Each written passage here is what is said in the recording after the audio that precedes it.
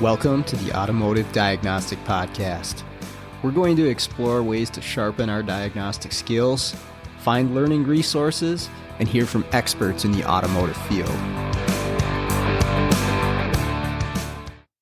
We have got Auto Rescue Tools and Isaac Rodell as a sponsor for this podcast. Hey guys, if you're looking for programming laptops, you want the laptop set up ready to go for programming control modules on vehicles, you need key cutting equipment, you need diagnostic tools, Isaac is your guy. Has all that stuff available for purchase, and the support that he offers along with the purchase has been outstanding. I bought some stuff from him in the past. I got my Dolphin key cutting tool from him several years back. And again, the support has been phenomenal. Helped me out along the way with anything additional I needed to make it work for me. Again, that's autorescuetools.com. The link will be in the show notes. This episode is brought to you by L1 Automotive Training and Keith Perkins. If you're looking for education on module programming, J2534, EEPROM work, key and immobilizer, electrical diagnostics, or drivability diagnostics, Keith has a website, l1training.com, that's got over 60 hours of training videos on all those subjects and more. When I first started out doing mobile, I utilized Keith's videos on module programming in J2534 in order to get my head wrapped around what I would need for the tooling, the computers, the software setups, what kind of obstacles I would be up against when I'm out there programming modules on cars. And it was a huge benefit to me. And I continue to use the training videos that he has on his website. So I strongly recommend checking out l1training.com. Hey, what's going on, automotive world? Welcome to another episode of the Automotive Diagnostic Podcast. My name is Sean Tipping, and I'll be your host once again for this week's episode. Thank you so much for joining me.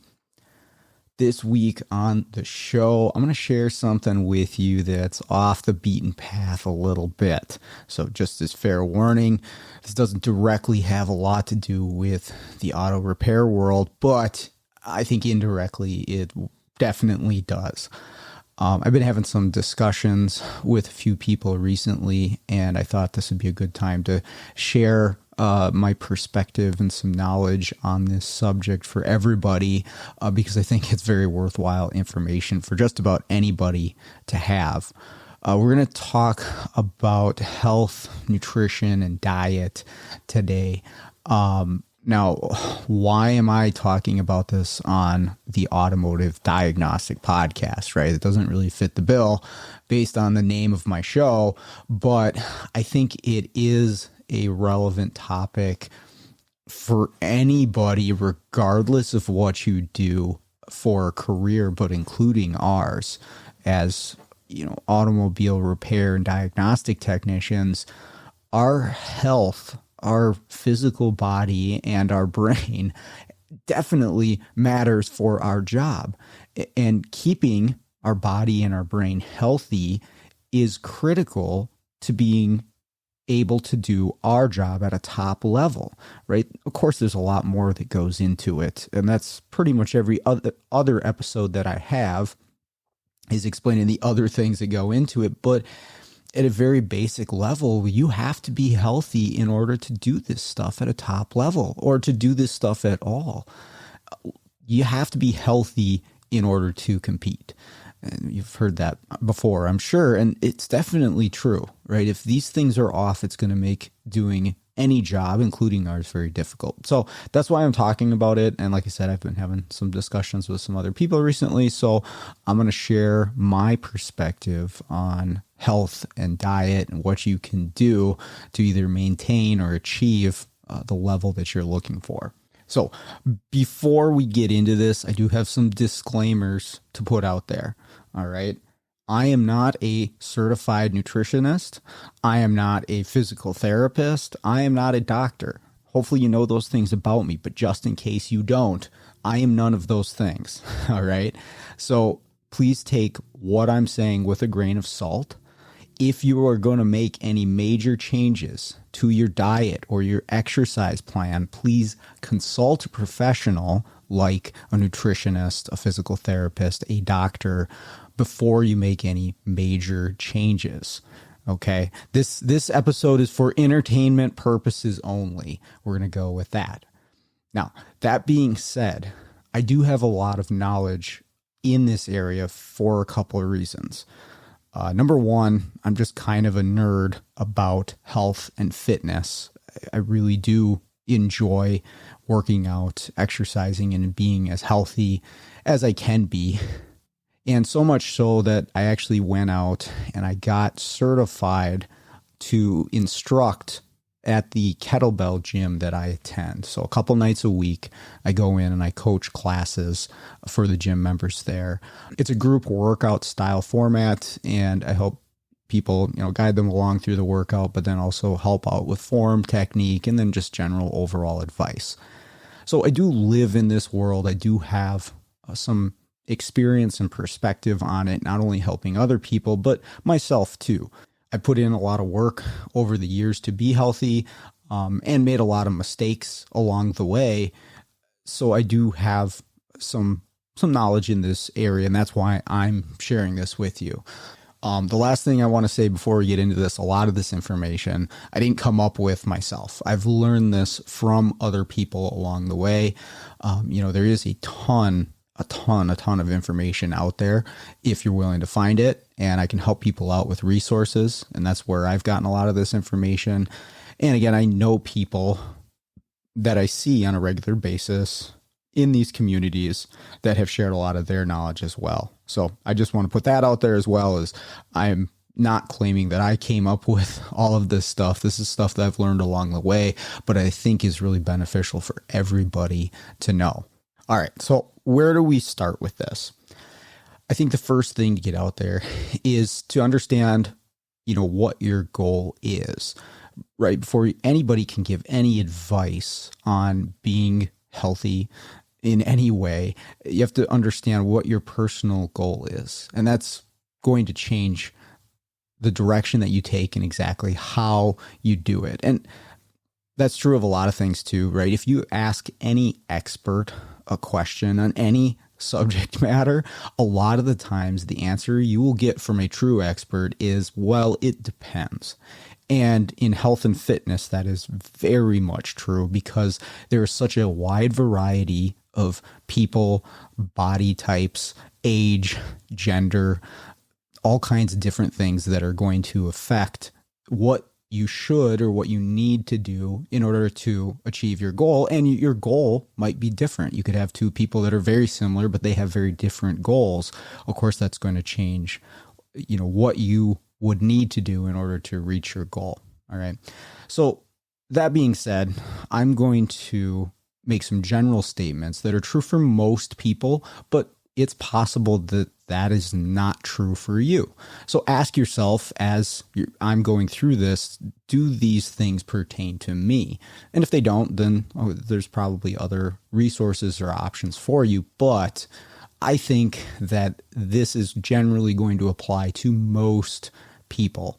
So let's go through what people are shooting for as far as health and fitness goals. And the first one is exactly that. They want to be healthy, right? You want to have a healthy body that functions the way that it should, plain and simple, right? You want to have enough energy to get through the day, to do your tasks, to function and get everything done in the day that you need to, with a little bit of energy left over to maybe have some fun at the end of the day too, right? You're not walking in the door at the end of the day and crashing. You want to have enough energy, and that requires being healthy, but also so that you're not sick or injured, right? That's going to prevent you from doing what you want. You want to be on the healthy side of the things versus sick and injured. That's obvious. That probably goes for just about everybody, but that's a goal, right? And some people are not there. Some people are fighting against low energy, injuries, sickness, things that prevent them from accomplishing the things that they want to, or just from being at 100% in their daily lives. right? But that's a goal that we want to shoot for. Another one is just the mobility and functionality to do the things that we need to do. And as auto technicians, that can be very true for our job, especially as we age, right? This job is much easier physically when we're younger, especially if we're doing the heavy line work and we're lifting tires and swinging hammers, working above our heads, all that stuff. Our bodies need to be able to function properly in order to do that, but also just for everyday tasks too, right? We want to be able to do things around the yard and the house and have our bodies function, again, without limitations and without injuries. We need the mobility to reach down and pick something up, to reach above our heads, to use our bodies in the way that they were intended, right? That's a goal for people. Again, depends on where you're at and what age, but that is something that a lot of people don't have, but they would like to either get back to or achieve at some point or another. And the last one here, which is one of the most common, is maintaining or achieving and maintaining a healthy body weight, or I could say body fat percentage, because weight, there's a lot to that, and I'll talk a little bit about that. But body fat percentage is something that I think is a better way to look at. Maintaining a healthy body fat percentage is something that a lot of people want to accomplish. And that a lot of these things all tie in together, right? If you have a healthy body fat percentage, you're generally going to be healthier. You're going to have more energy. You're going to be more mobile and functional in your everyday life. So if those are some things that you would like to achieve or maintain, this is the sort of stuff that I'm going to be talking about. There are some ways to achieve that. And so there's some ways to achieve those things.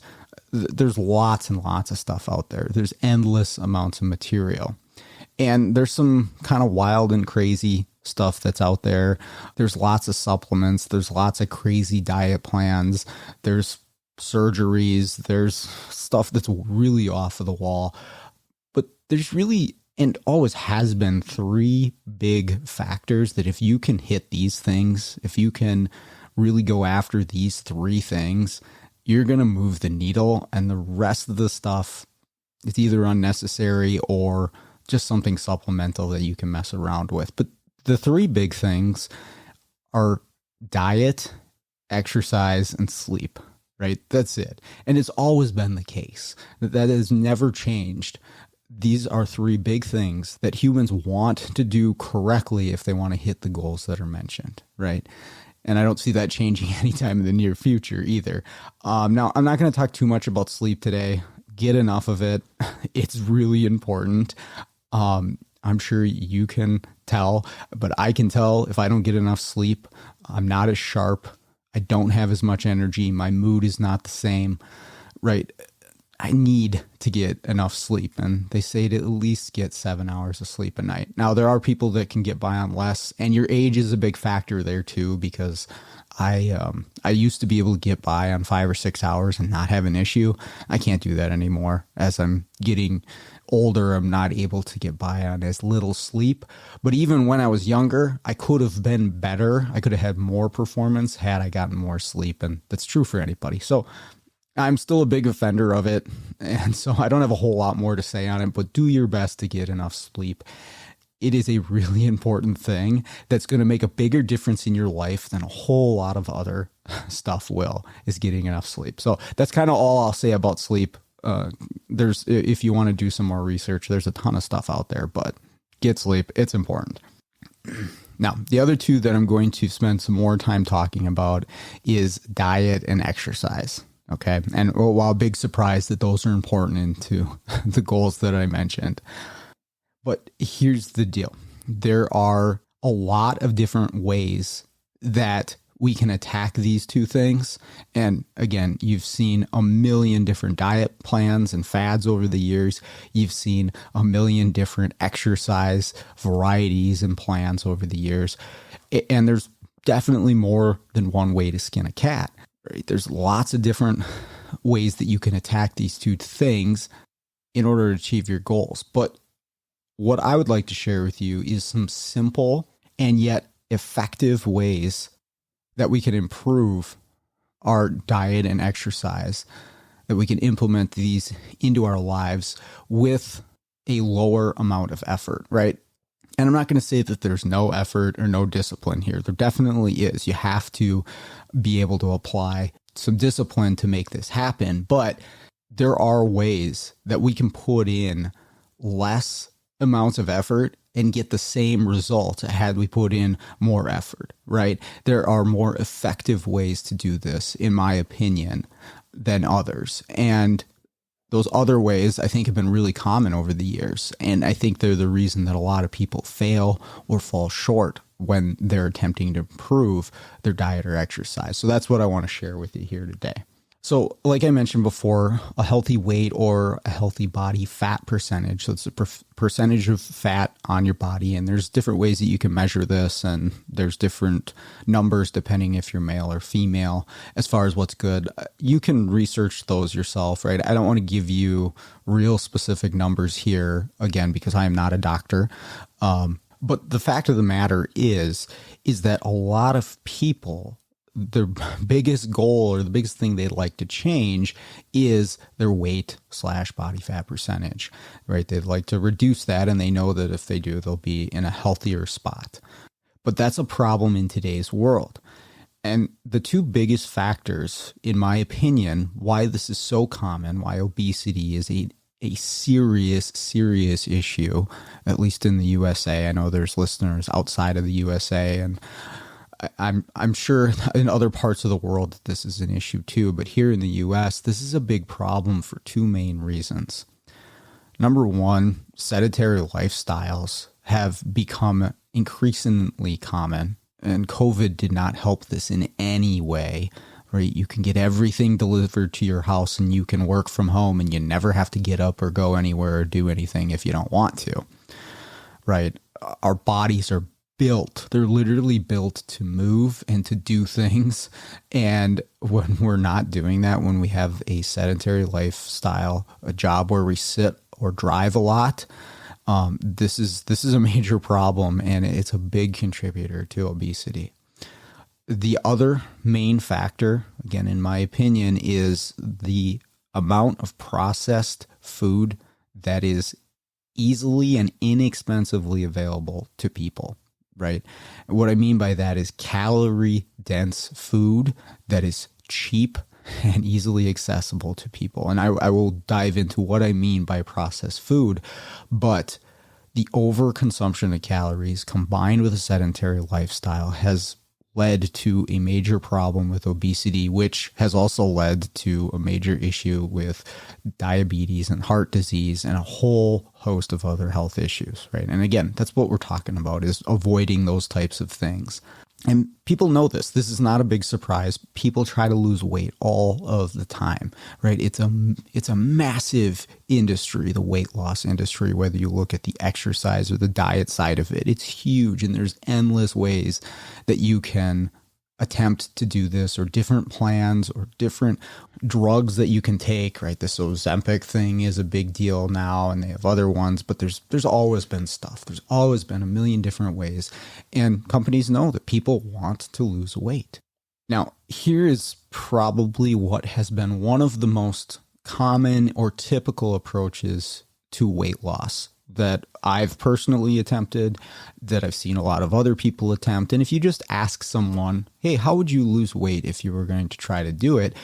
This is probably fairly close to the answer that you would get from most adult people. Number one, I'm going to restrict my calories, right? I'm going to eat less. And number two, I'm going to exercise. But here's how most of the people will say they're going to exercise if they're going to try to lose weight. They're going to go do some sort of long, potentially strenuous cardiovascular workout.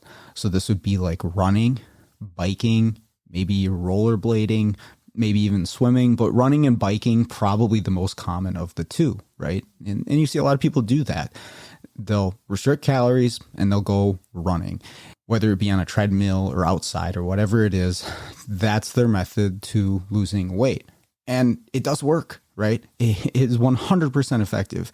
If you cut back your calories to the correct amount You just don't eat as much, and you're going out and you're running or you're biking or rollerblading every single night, you're going to lose weight. 100%. It is effective. And that's why a lot of people do it. But that is a very, very typical approach. Even when you go into a gym, right? You see people sit on the exercise bike or the elliptical or the treadmill, and that's what they do when they go in there, is long, strenuous, potentially, and maybe not even strenuous, maybe just a mild level of cardiovascular workout, but they're going to do that. You're going to go for the gym for 45 minutes to an hour. You're going to do that, and then you restrict calories, and that's the weight loss plan. And again, does work. You will lose weight. And I do want to say, don't get me wrong here. If you love biking, if you love running, like you really honestly love doing it, please do, because it is 100% better than not doing anything. And if whatever you're doing for exercise, you enjoy it, you are more likely to continue doing it. But for a lot of people that I know, they don't love running, right? Running especially, I think, fits that bill. It's like there are some people that do, and I did for quite a while. I ran marathons when I was in my 20s, but not everybody loves it, and it definitely can get boring after a while. But if that's your thing, if any of these things are your thing, please don't stop doing that. And if it's what works for you, then do it. But what happens to most people that do this is, even though it provides weight loss, you have to maintain doing this, the same level of exercise and a level of calorie restriction, right? And that's going to depend, okay, I've lost the weight that I want to stay at this weight. I can now maintenance my calories a little different. I'm not in a deficit, but I'm still restricting calories. You still have to restrict calories prior to what you were doing before you had changed your diet and exercise plan, and you have to continue that level of exercise. And I'll explain why that is, but you have to keep going out and doing those long cardiovascular workouts like running or biking. Again, if you love doing that and you want to do it every day, go for it. But that's tough for people for a number of reasons.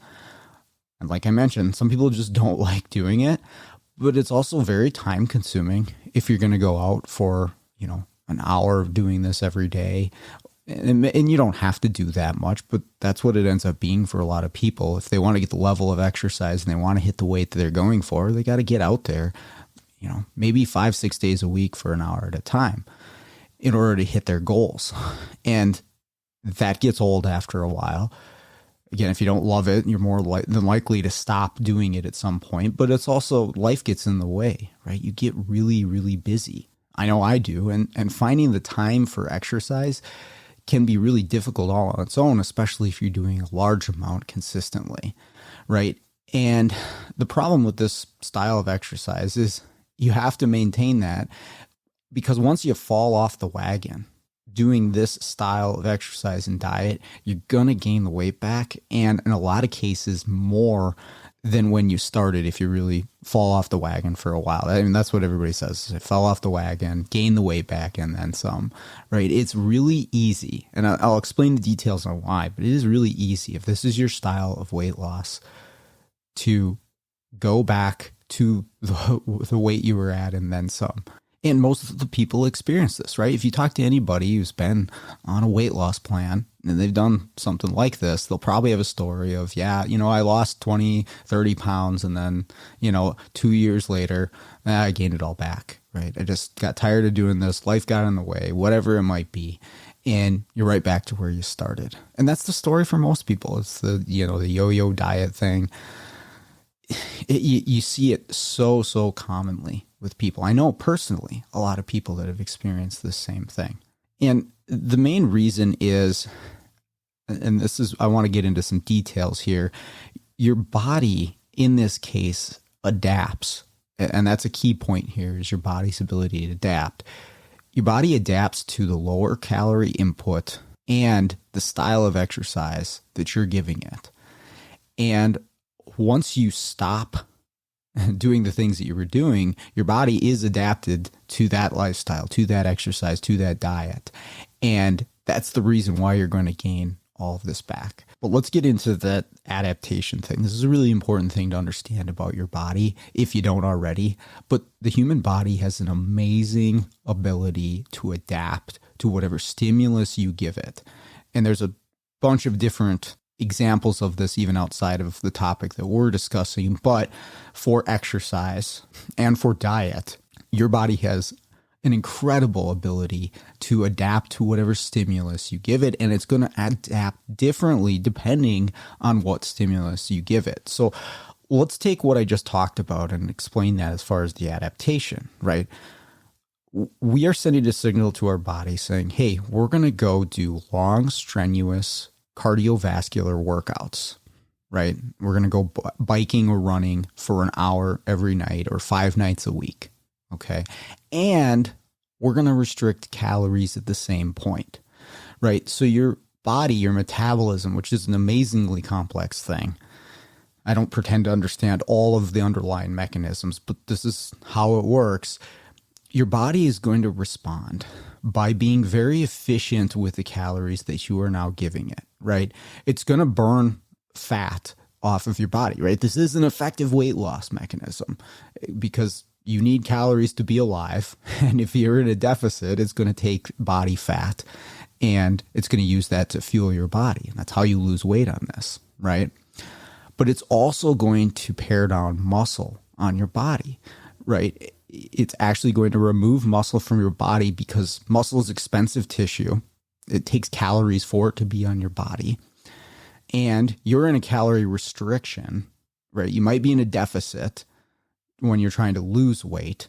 That's the goal. Most people, when they're doing this, they're eating less calories than they're burning in a day. And so your body's going to burn fat, but you're in a deficit. So the calories that your body is receiving, it is now going to be very efficient with how those are used.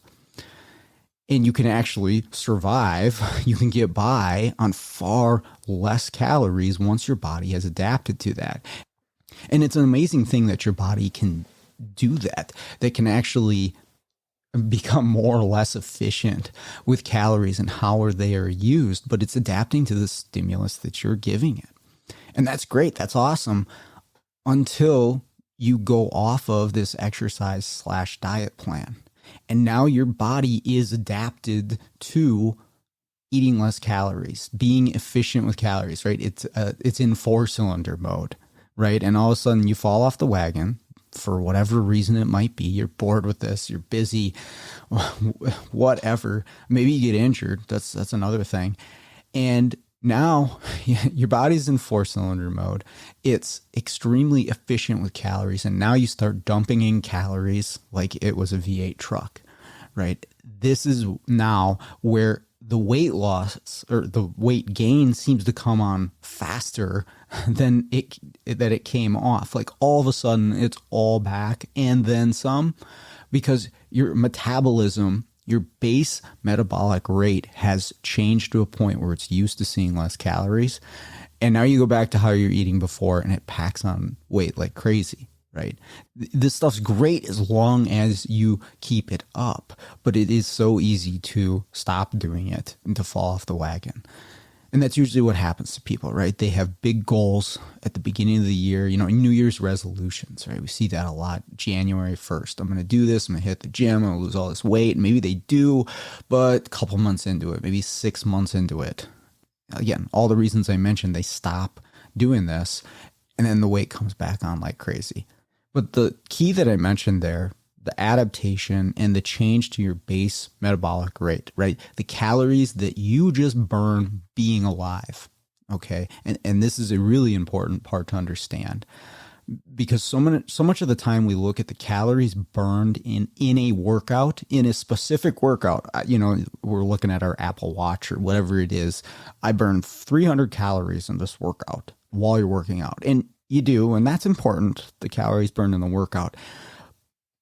But if you want to be more successful with this, I want you to stop thinking about the calories burned in the workout and start thinking about the adaptation for your body that you're achieving from the type of workout that you're doing, And I just explained, if you're running and biking, what's going to happen. You're going to reduce muscle on your body and body fat.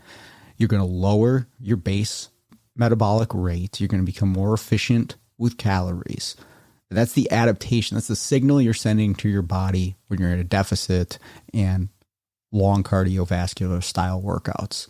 So now I want to suggest a different type of exercise or workout, and that's strength training or resistance training.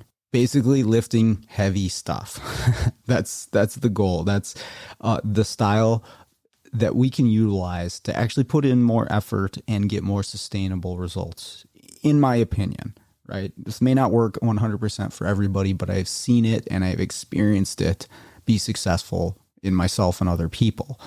Now, if you start picking up heavy stuff, right? We start doing strength training, resistance training, lifting weights in one shape or another. There's a lot of variety that we can do this in too. When we start doing that, we send a different signal to our body, okay? And I'll talk about the diet portion of it as well. But just doing the resistance training, you're going to send a different signal to your body as opposed to cardiovascular workouts, right? The first one is, okay, I'm not getting much calories and I'm asked to do long workouts with energy output. I have to be real efficient with calories. We can't have any extra tissue on the body. Let's reduce the muscle, right? Look at a marathon runner versus a bodybuilder. They have very different bodies, and those are the extremes. I understand that, but that's the response to your body. That's the adaptations that I'm talking about, right? With strength training, right?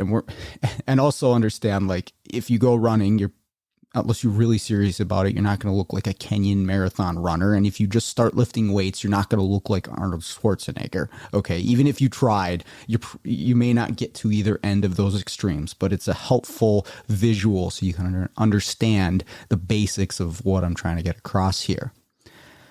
When you start strength training, the signal now that you send to your body, to your metabolism is, okay, this guy's going to pick up heavy stuff on a regular basis. There is now an adaptive process that your body takes on for that, and it's adding muscle to your body. And here's the thing about muscle, right? And again, I'm not talking about looking like Arnold. That's not it. That's something that's really difficult to obtain unless you have the genetics, incredible work ethic. You're just dedicating your life to it, and some performance enhancing drugs in a lot of cases too, right? But the fact of the matter is you will put on some muscle if you're strength training. And muscle is expensive tissue, calorically speaking, meaning that just being alive, right? Just being a human that's being alive, you're burning X amount of calories just sitting there, doing whatever you're doing throughout the day. And the more muscle that you have on your body, it is going to require more calories just being burned so that you're alive, to maintain that muscle on your body. And if you're sending the signal to your body like, hey, I'm going to pick up heavy stuff again, you're going to increase muscle mass. You'll actually increase bone density too. And so your base metabolic rate is actually going to increase versus decrease. And again, this is kind of the key point here, is you don't want to think about your workout as I burned X amount of calories during my workout. You did, and that's fantastic. But what you really want to focus on is what signal, what adaptation am I sending to my body from my workout, and how is that going to change my metabolic rate? How many calories am I going to burn just being alive? And strength training and adding muscle to your body is going to change it so that your body is burning more calories just being alive. Okay, that's the goal, which means for us as people who have a lot of stuff to do and can't always be in the gym, it means you can actually eat more and maintain a healthy body weight, again, / body fat percentage. And that's where muscle is going to weigh more than fat on your body, right? And so weight or the BMI scale isn't always the best way to look at things, because that can be a little skewed, especially depending on your body type. A lot of guys that are, bigger guys are going to end up having a lot of muscle in their body. And so weight and BMI they can show you as, oh, you're in the obese scale. When you look at body fat percentage, you're like, okay, well, this person's actually pretty lean, pretty healthy. They just have a lot of muscle on their body. But we can eat more calories and maintain a healthy weight. That is a good thing, right? What I'm getting at here with all of this is that right there alone makes this an easier thing to do over the long run. Just that simple thing is I don't have to be as restrictive. We'll talk specifics on diet here, but I don't have to be as restrictive on my diet for the rest of my life to maintain the weight that I'm after, right? Yeah, we do have to be conscious about what we eat, and it is easy to overeat, but you don't have to be as dialed in. And again, I can talk from experience on this. Again, I used to run marathons, and I knew, like, when I stopped running on a regular basis, my weight would go up just eating normally what I do. And you know, if you stop weight training, things are going to change as well. But again, the advantage is your body's adapted to a higher calorie input to maintain what's on your body. So you're in a much better spot here, and it makes it much easier to maintain over the long run. That's kind of where I'm going with this. The other thing is this requires less of a time commitment in order to maintain it over time. Now, again, you can go crazy with this and you can hit the gym every day, and actually you'll see better results if you give yourself proper recovery time. But realistically, all you need is 45 minutes 3 times a week of dedicated, focused, and intense strength training in order to see the results and maintain the results. And that's the big one, right? A lot of us can drop 20 pounds. How many people can maintain it over the long run, right? But 45 minutes a week, you can do that. And if you're like, man, I don't have the freaking time for that, really ask yourself if you can find the time for that. And in today's world, if you take a look at several different things that are really common for a lot of people, you'll find 45 minutes, again, 3 times a week, is actually pretty easy to find, right? Track your time for a week. Track everything you do for 24 hours a day for 7 days. That's it. And then go through and say, okay, where would I be able to fit in, 45 minutes 3 times a week, right? Look at your phone and go into the settings. It will actually break down the time that you spend on each app. If you have Facebook, Instagram, TikTok, Twitter, any social media, those are the big time sucks. And if you've never looked at the amount of time that you spend on them, take a look. It's kind of scary. I did that, and besides Messenger, I took all of the social media off my phone because I was embarrassed by the amount of time that I spent on them every day.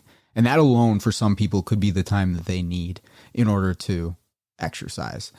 But also things like Netflix and insert whatever streaming service that you use. And I'm not saying don't ever relax or enjoy yourself, but there is time in a lot of people's schedules that they're unaware of because it's just being sucked up by these digital whatever it is. YouTube is another big one, big time suck for people. So you can find the time if you really focus your effort, but that's it. 45 minutes 3 times a week of dedicated strength training. And I can say that with confidence because that's our prescription at the gym that I coach at, right?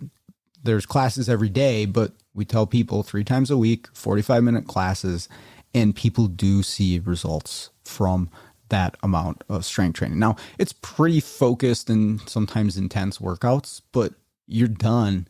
You're in and out in an hour, and then you're done. You can go on, do the rest of your day. And that's all it takes to achieve and maintain some of the goals that we were talking about. And it doesn't mean that you couldn't put in the same time with cardio. You could. Are you going to see the same results with the same amount of time? I don't think so. Personally, I feel like you'd have to put in more time with running or biking than you would with strength training to get the same results, in my personal opinion. So again, it's going to allow us to eat more calories and put in less effort. This is a good thing, right? What's the least amount of effort with the most amount of results? That's what we're shooting for here. Now, there's a ton of different variations on strength training. I'm not going to go into the details. Again, I like kettlebells, but there's a ton of different stuff out there. There's a lot of education. If you want some resources, I can shoot you some links. I can definitely help out with the kettlebell stuff. Like I said, I'm certified in that, but there's a lot of different ways, and you can make this as complex or as simple as you want. I mean, you could do squats, deadlifts, and some variation of presses, and you'd be good. That's it. But here's the deal. This not only is going to help with the goals that we talked about as far as weight, but also with mobility and functionality of your body, right? This is going to protect your spine and your joints and your tendons. Muscle is going to support all of that. And for what we're doing, working on cars, daily life, that's going to help us out with that stuff. Preventing injury is a big one. Now, you do have to be careful and be knowledgeable about the workouts because you can injure yourself doing that. But if you're doing it properly, it is going to help prevent injury in your normal life. I did have a podcast episode about this a while back. I can reference that in the show notes if you want to check that one out. So that's it. Strength training is going to put us in V8 mode, right? Our body is a V8. We are inefficient with calories. We have expensive tissue on our body, and we're able to eat more calories just being alive. Long cardiovascular style workouts, we're going to be in 4-cylinder mode. We have to eat less to maintain the weight that we're after.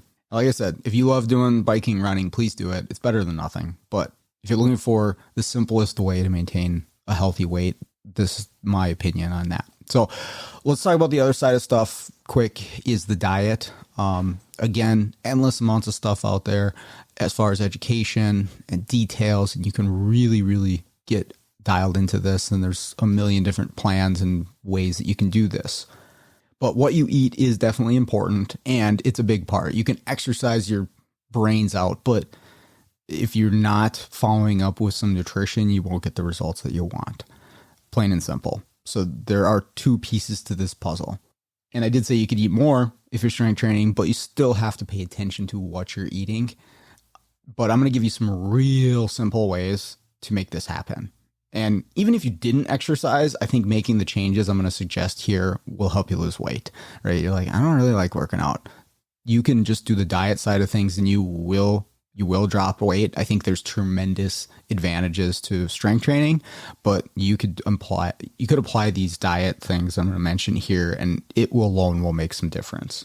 And there's so much information. You can do a series of like cuts and bulks, and there's diet plans out there like keto, and there's so much stuff out there. Go research it, figure out which one works best for you. But anyways, here's the big three. If you do these things, they'll move the needle. Is number one, cut out as much processed food as possible. And I'll talk a little bit about that. Number two, prioritize protein in your diet. Most diets that you see, not all of them, but most diets are going to be high protein and some variation of low carbohydrate, but they're going to be high protein diets.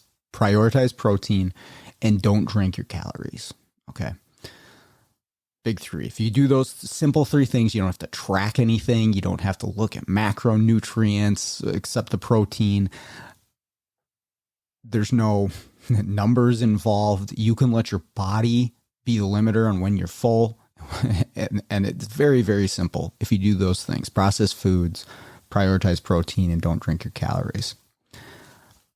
I'll quickly touch on the three of those things so we can kind of wrap this one up. I don't want it to go too long. But processed foods, I mentioned that earlier. What is this? One of the easier ways to tell is if it comes in a box, a package, or a wrapper, there's a good chance that it's a processed food. Not always, right? You can get vegetables and things like that, or even meat in a box or a wrapper. But take a look. If it's in a box or a wrapper or a package, it very well could be a processed food. And you can look at the ingredients if it is on the box or wrapper. And if there's more than 2 or 3 ingredients, it's very likely a processed food, meaning that it didn't come from a plant or an animal directly. That's another really easy way to tell. Is this food processed or not? Well, did it come from an animal or did it come from a plant directly? If not, okay, question whether it's been processed or not. And I'll explain a little bit more about what I mean by this processed food. But this is the reason why obesity is such a problem, in my opinion, again, is the amount of processed food that's available and the low cost that is available to people. Processed food is what's called hyperpalatable, which means it is going to be really easy to consume large amounts of calories, right? If you ever opened up a box of Cheez-Its or Doritos, how easy it is. You just, oh, these are so good. Cheez-Its, for whatever reason, I could just eat handful after handful and after handful of them. These foods are designed by companies with millions of dollars that go into engineering teams to make these as palatable as possible to you so that you eat more, so that you buy more, right? That's how those companies make profits, is you buying another box of Cheez-Its. And so those foods are designed for you to eat as much as possible or to overeat as far as calories are concerned. And that hyperpalatability is bypassing your body's normal limiters when it comes to being full in reference to the calories that you're ingesting. Okay. Here's an example that I heard from someone that blew my mind a few years back, and I never forgot this. Okay. Think about a big bag of Lay's potato chips, right? And they're really good. I love potato chips. They're delicious. Right. I could sit down with a big bag, like a full-size bag of Lay's potato chips, sit down on the couch in front of the TV, watch a hockey game. I could crush that whole bag. No problem. If I was hungry, not an issue. I'd eat the whole thing to myself. Okay. And I think a lot of people could probably do the same. Right. I got a big appetite. Some people don't, but I could easily do that. And I think most people could have, if they really just sat there. And TV doesn't help because you're not really thinking about the food that you're eating. You know, maybe you got some dip for the chips, something to drink along with it. Man, that's going down easy, right? Not a big deal.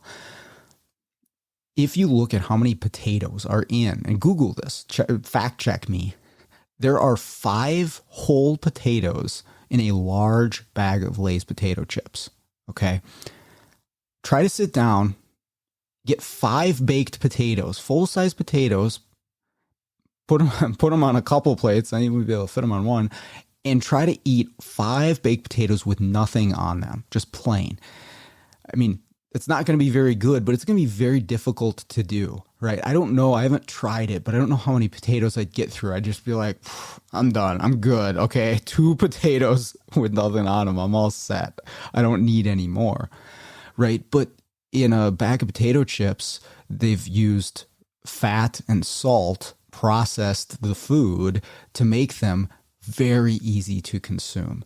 And this is the case of most processed foods, is we're using sugars, fats, salts to process the foods to make them hyperpalatable, to make them easy to overconsume what you normally would, a whole food, right? Something that comes directly from a plant or an animal. Your body's normal limiter to potatoes is going to kick in before you overeat the calories versus a bag of potato chips, right? And that's the simplest way to think about it.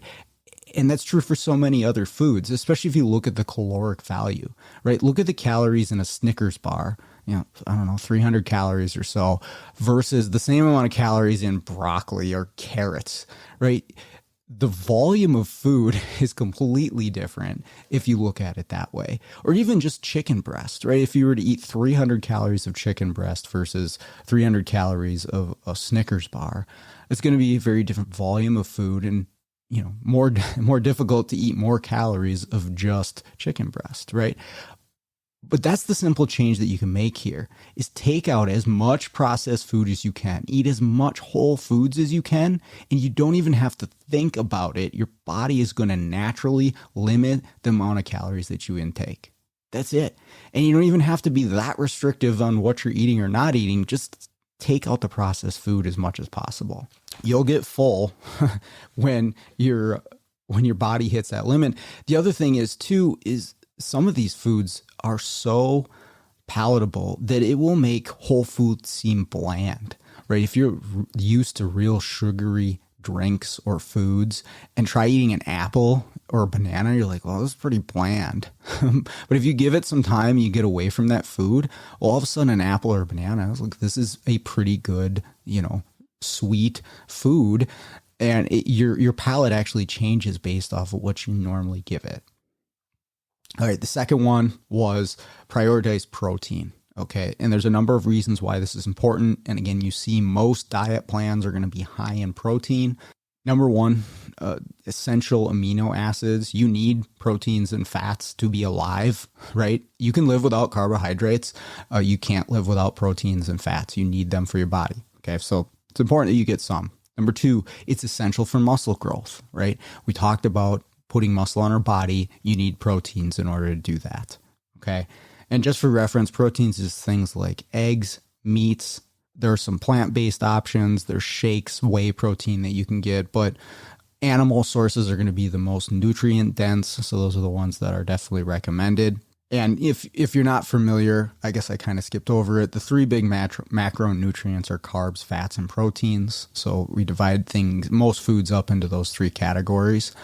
And you could do some research to figure out what's what. But again, if it's meat, eggs, it's going to be protein. There's, again, protein that you can get from plants and supplements like protein powders that you can make shakes out of. But be careful there because you can end up adding a lot of sugars and stuff into your diet there as well. Protein is also more satiating than any other macronutrient, the fats or the carbohydrates, meaning you get full faster eating protein. It actually takes your body more calories to digest protein than the other macronutrients as well. Right, so it's going to support muscle growth, it's going to fill us up faster, and it's going to give us the nutrients that we need for our body. They do recommend, especially if you're strength training, to get 0.8 to 1 gram of protein per pound of body fat. Okay, so if you're a 200-pound person, that would be 160 to 200 grams of protein a day. Add that up. That is not necessarily an easy thing to do, especially if you're not used to it, right? You might try this and you're like, I can't eat that much. So it does take some effort, and that's where the shakes can come in handy if you're just like, I can't eat that much meat and eggs. But if you do this, number one, again, you're going to get fuller faster, but you're also going to support the muscle growth that you need, right? If you're going to the gym, you're doing the strength training, but you're not giving your body the fuel, well, it's not going to be able to put on the muscle and get the adaptation that we're shooting for. All right, last one is don't drink your calories, okay? Things like sugary drinks, energy drinks, juices, coffee loaded with, sugar and cream and stuff like that. Beer, and don't get me wrong, I love beer, but those sort of things are basically worthless as far as calories go. They're not providing much, if any, nutrients to your body. But your body is still going to, pack those on as fat if it's excess calories. So avoid drinking calorie-dense sports drinks. I mean, I guess Gatorade's good if you're going to go out and play soccer or hockey or something like that. But if you're just drinking Gatorade because you like it, it's a lot of wasted calories. It really isn't doing anything for you. And a lot of people can make that one change, take that out of their diet, and they'll see themselves lose weight immediately as well. So that's a real simple one. So that's what I got for you. And I know that was a little long-winded, but there's a lot to it. I think that's all important. Again, look into some strength training, 45 minutes, 3 times a week. Try to cut out as many processed foods from your diet as you can. Make sure you're getting enough protein. Don't drink your calories. Get enough sleep. And you're going to see some huge differences in your health and your body weight if you haven't done these things already. So, like I said, I'm not a doctor, a physical therapist, or a nutritionist. So take what I say with a grain of salt and consult a professional before you make any big changes to any of those things that I mentioned. But if you need any more advice or information, reach out to me. I'd be happy to help. I hope you found that helpful. If you listen this long, thank you. Appreciate it. I'm trying to put out some information that is helpful to everybody. Even when we're fixing cars, we still have to consider things like this. So with that all out of the way, let's get out there, start fixing the world one car at a time.